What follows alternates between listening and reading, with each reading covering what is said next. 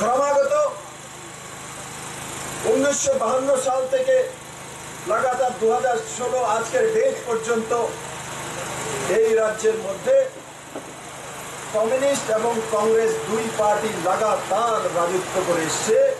আর তাদের রাজত্বের অপশাসনের ফলে এই চান্দিনা মোড়াতে এখন আর চান্দি দেখা যায় না, আর সেই চান্দিনা মোড়াতে এখন আর রূপো দেখা যায় না, কারোর বাড়িতে রূপো দিয়ে মোড়াওয়া বাড়ি দেখা যায় না। এখানে রূপোর বদলে যে স্ট্রিট লাইট হওয়া দরকার ছিল সেটাও দেখা যায় না। এই রাস্তা দিয়ে আমি যখন আসছিলাম তো সেই রাস্তার মধ্যে রূপো থাকতো দূরের কথা বন্ধু, সেখানে একটা লাইটের ব্যবস্থা পর্যন্ত নেই, রাস্তার ব্যবস্থা নেই। যখন বৃষ্টি হচ্ছে সমস্ত আগরতলাতে জলময় হয়ে গেছে, নৌকা করে আমাদেরকে আসতে হচ্ছে। আজকে আগরতলার এমন স্থিতি, দীর্ঘ 24 বছর যাবৎ কমিউনিস্ট নামী দেশ বিরোধী একটা সরকার, বিকাশ বিরোধী একটা সরকার এই রাজ্যের মধ্যে চলছে।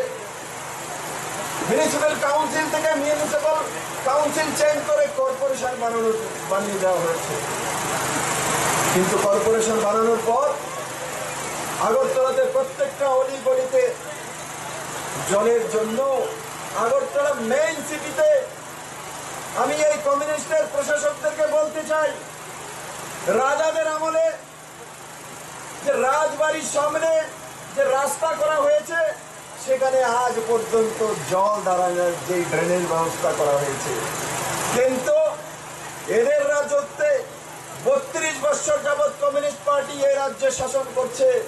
এদের রাজত্বকালে অত্যাধুনিক যুগ চলে এসছে, কম্পিউটার গুগলের যুগ চলে এসছে, SMS হোয়াটসঅ্যাপের যুগ এসছে। আর আমাদের ত্রিপুরা রাজ্যে রাজার যুগে জল জমতো না। এখনো আগরতলাতে উদাহরণ আছে, গিয়ে দেখে নিন, রাজবাড়ির সামনে যেখানে রাস্তাতে আজও দল দাঁড়ায় না। মানে ত্রিপুরার রাজারা সাইন্টিফিক ছিলেন, উন্নয়নমুখী ছিলেন। এখন যারা রাজত্ব করেছে আধুনিক যুগে, কম্পিউটারের যুগে, এখন ত্রিপুরা রাজ্যে 5 মিনিট বৃষ্টি হলে আগরতলা শহরের মধ্যে নৌকা দিয়ে চলতে হয়।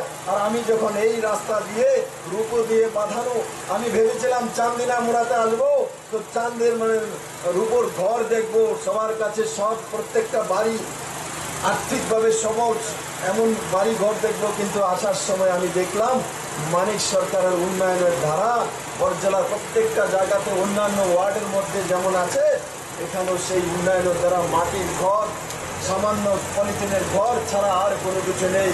লজ্জা হয় না মানিক সরকারকে? 4 বার মুখ্যমন্ত্রী হয়ে আছেন এই ত্রিপুরা রাজ্যের। আর এই ত্রিপুরা রাজ্যের জন্য দিল্লিতে যখন অন্যান্য রাজ্যের মুখ্যমন্ত্রীরা ভালো ইঞ্জিনিয়ার তৈরি হয়েছে সেই রাজ্যে, তার জন্য পুরস্কার নিয়ে আসেন।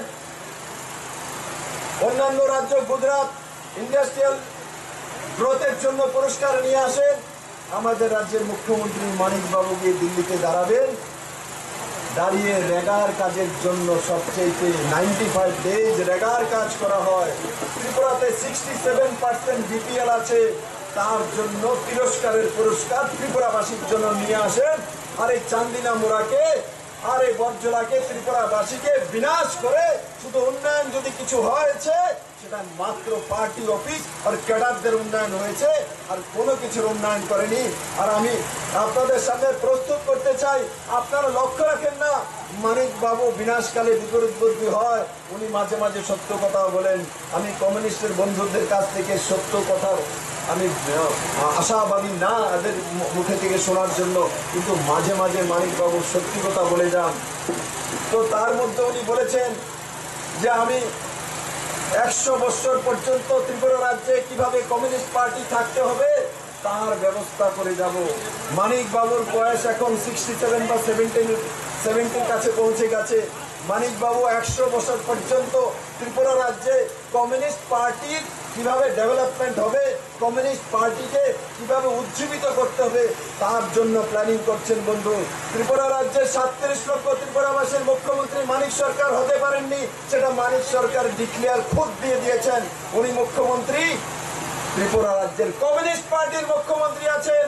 আপনারা এমন একজন ব্যক্তিকে ত্রিপুরা রাজ্যের মুখ্যমন্ত্রী বানিয়ে পাঠিয়ে দিয়েছেন, যেই ব্যক্তি 4 বার ত্রিপুরাবাসী ওনাকে ওনাকে মুখ্যমন্ত্রী বানানোর পরও আমার 70 বছর হওয়ার পরও সেই ব্যক্তি আজ পর্যন্ত ত্রিপুরাবাসীর প্রতি কোনো প্রেম নেই, ত্রিপুরার মাটির সঙ্গে কোনো প্রেম নেই। আর তার জন্যই মানিক সরকারের মধ্যে যখন ভারত সরকার পাকিস্তানের উপরে সার্জিক্যাল অপারেশন করে বাংলাদেশ সঙ্গে দাঁড়িয়ে যায়, নেপাল দাঁড়িয়ে যায়, শ্রীলঙ্কা দাঁড়িয়ে যায়, আর মানিক সরকার নওয়াজ শরীফের সঙ্গে দাঁড়িয়ে যায়, তার নাম মানিক সরকার। সেটা মানিক সরকার নিজে ডিক্লেয়ার দিয়েছে। কিন্তু ত্রিপুরাবাসী আপনাদেরকে মানিক সরকার যখন ভাষণ দেয় বা কথা বলে তার উপর নজর রাখা উচিত যে উনি কি বলছেন। আমি এক একটা করে মানিক বাবুর কথা বলে দেব। উনি যখনই কোনো কিছু বলেন তো উনি কমিউনিস্ট পার্টির এগেইনস্টেই কোনো কিছু বলেন, কারণ উনি বুঝে গেছেন ওনার গুরু নিপন চক্রবর্তীর অবস্থায় রাজ্যের মধ্যে কি হয়েছিল।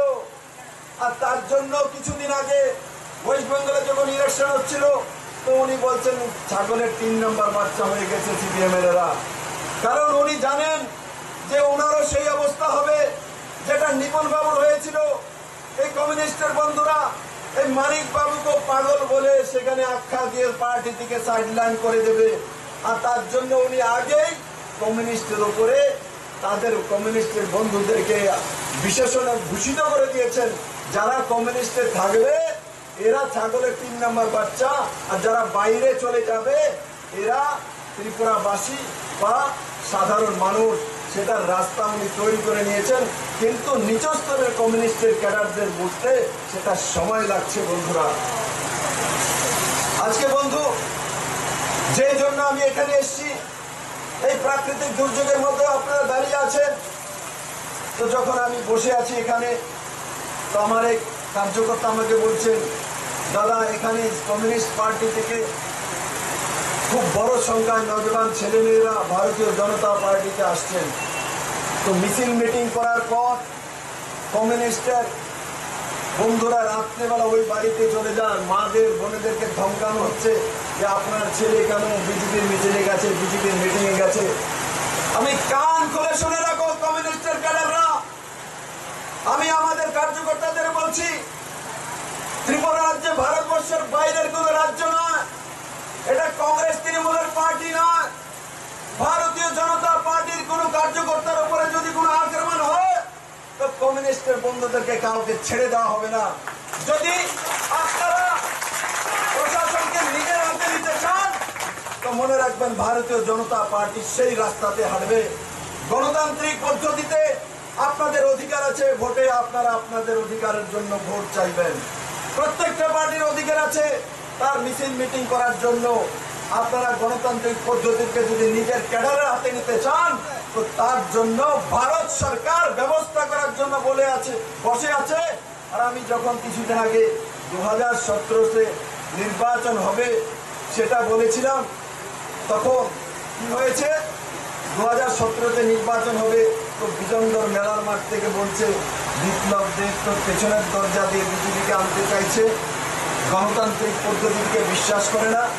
আরে বিজন বাবু, মানিক বাবু, আমি সবাইকে জিজ্ঞাসা করি আপনারা কোন রাস্তা দিয়ে 1993-তে এসেছিলেন? সেই রাস্তাটা তো কংগ্রেসের নেতারা নরসিংহ রাও তৈরি করে দিয়েছিলেন রাষ্ট্রপতি শাসন জারি করে। তখন আপনারা গণতান্ত্রিক পদ্ধতিতে কিভাবে এসেছিলেন? তখনও তো কেন্দ্র সরকারের সেন্ট্রাল ফোর্সের মাধ্যমে এখানে ইলেকশন হয়েছিল, তখন সুষ্ঠু নির্বাচন হয়েছে, আপনারা ক্ষমতায় এসেছিলেন। তো বিপ্লব দেব এখন কোথায় ভুল বলছে? বিপ্লব দেব তো আপনাদের কাজের কথাই আপনাদেরকে স্মরণ করিয়ে দিচ্ছে। আপনারা ক্যাডাররা যদি ভারতীয় জনতা পার্টির কার্যকর্তাদের মায়েদের বোনেদেরকে ধমকায়, তার জন্য যে ত্রিপুরাতে পরিস্থিতি তৈরি হবে তার জন্য ভারতীয় জনতা পার্টি দোষী নয়, আপনারা দোষী। আপনাদের রাজত্বকালে একদিনে 7 জনের রেপ হয়, ধর্ষণ হয়, তার জন্য ভারতীয় জনতা পার্টি দোষী নয়। এই রাজ্যের মধ্যে যদি রাষ্ট্রপতি শাসন লাগে তো আপনাদের কমিউনিস্টের ক্যাডারের জন্য লাগবে। আর সুষ্ঠু নির্বাচন করার জন্য সেখানে ভারত সরকার নিশ্চিত সেই ব্যবস্থা করবে, কারণ ভারত সরকারের যে প্রধান ব্যক্তি তার নাম নরেন্দ্র ভাই মোদী, আর ভারতীয় জনতা পার্টির যে রাষ্ট্রীয় সভাপতি ওনার নাম অমিত ভাই শাহ। তো নিশ্চিত এই বিষয়টা যেটা 1993-তে আপনাদেরকে খুব ভালো লেগেছিল আপনাদের সরকার আসার জন্য। কেন্দ্র সরকার কেন্দ্রীয় ফোর্স পাঠিয়ে দিয়েছে আর নিরপেক্ষ ইলেকশন হয়েছে, আপনারা ক্ষমতায় চলে এসছেন। তা এখন ত্রিপুরা রাজ্যে নিরপেক্ষ ইলেকশন করানোর জন্য ভারতীয় জনতা পার্টিও আপনাদের যে রাস্তা, আপনাদের রাস্তাতে আমি যেতে চাই। মানিক বাবু, বিজন বাবু, আপনাদের রাস্তাতে অনুকরণ করতে চাই, কারণ আপনারা তো আমার চাইতে বহুত বেশি বয়োজ্যেষ্ঠ, বেশি বড় রাজনীতিবিদ। আমি আপনাদেরকে স্মরণ করতে চাই, আপনাদের রাস্তাতে যেতে চাই। আমি যখন আপনাদের রাস্তাতে যেতে চাই তখন আপনাদের আতঙ্ক তৈরি হয়ে গেছে। এই লোকটাকে তো বেশি দিন সহ্য করা যাবে না, তো এই লোকটার উপরে আক্রমণ করো, বাড়ি থেকে তাণ্ডব করো।